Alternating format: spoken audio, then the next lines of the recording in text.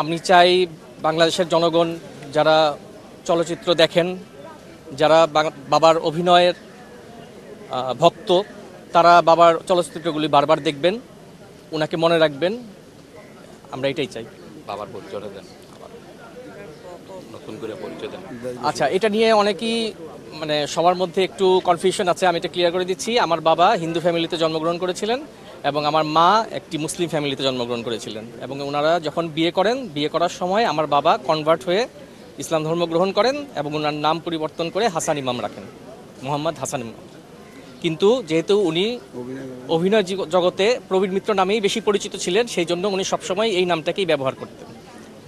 আমার বাবা কনভার্টেড মুসলিম, এই জন্য আমরা ওনাকে দাফন করার সিদ্ধান্ত নিয়েছি। বয়স হচ্ছে, সবাইকে যেতে হবে, কিন্তু সবচেয়ে বড় দুঃখ কথা হচ্ছে যে তার অভাবটা পূরণ করার মতো কোনো শিল্পী আমরা এখন জন্ম দিতে পারিনি। আমাদের যে শিল্পীর এমনি অকাল, একটা চরিত্র করার জন্য আরেকটা চরিত্র শিল্পী পাই না।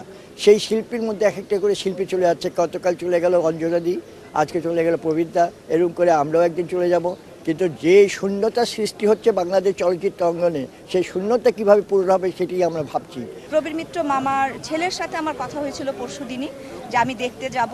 তখন উনি আমাকে বললেন যে আপা, আজকে তো বোর্ড মিটিং হবে ডাক্তারদের সাথে, আমি দৌড়াদৌড়ির মধ্যে থাকবো, আপনাকে সময়টাও আমি ওভাবে দিতে পারবো না, তার থেকে বেটার আপনি কালকে 4টা থেকে 5টার মধ্যে চলে আসেন বিকালে। আমি বললাম আচ্ছা ঠিক আছে। তো যেদিন আমার সাথে ওনার ছেলের সাথে কথা হয়েছে, সেদিন পরশুদিন রাতেই শুনলাম যে মামা মারা গেছেন। তো আমি আর কি শেষ দেখাটা মামাকে দেখতে পারলাম না সেখানে। যাই হোক, সবই আল্লাহর ইচ্ছা, আল্লাহর ইচ্ছার উপরে কোনো হাত নাই। আমাদের পরপর দুজন তারা চলে গেলেন, খুব কাছের মানুষ আমাদের দুজনই, ফিল্মের সাথে একদম অঙ্গাঙ্গিভাবে জড়িত ছিলেন। আমরা সবাই শোকাহত, আমরা ফিল্মের মানুষজন, আমরা সবাই শোকাহত, এবং শিল্পী সমিতির মানুষজনও সবাই দেখলাম যে সবারই মন খারাপ।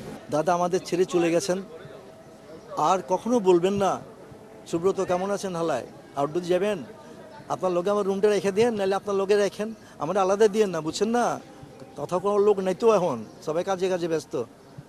আসলেই কথা বলার লোক আমরা কমে গেছি বিধায় দাদার সাথে আমাদের দূরত্বটাও বেড়ে গিয়েছিল। দাদা কথা বলতে পারতো না, দাদা শুনতো না, দাদা হুইল চেয়ারে চলতো, কে যাবে? আমরাও অনেক না, দাদা গেলে তো দাদাকে কথা বলে দাদা উত্তর দিতে পারবে না, কথা শুনবে না। এই যে দূরত্বটা সৃষ্টি হয়ে গেল, সেই দূরত্বটা আজকে একেবারেই ছিন্ন হয়ে গেল। এমন এই একটা লোক যাকে নিয়ে মনে হয় কেউ একটা কটু কথা লিখতে পারে নাই, যাকে নিয়ে একটা শব্দ আমরা কেউ আজ পর্যন্ত কোনো ডিসঅনার হতে পারে এই শব্দ, এরকম কেউ ব্যাকরণিক শব্দ কেউ ব্যবহার করেনি। তা আমি মনে করি যে দাদা যেমন দুনিয়াতে এবং উনি ভাবির জন্য কি করেছেন আমরা সাক্ষী। ভালোবাসার সাক্ষী যদি হয়, তাহলে উনি যদি আমরা বলি লাইলি মজনু, তাহলে আমি ওনাকে বলবো যে উনি কত বড় মজনু ছিলেন ভাবির ব্যাপারে আমরা জানি। অল্প কয়েকজনের সাথে উনি ক্লোজলি কথা বলতেন।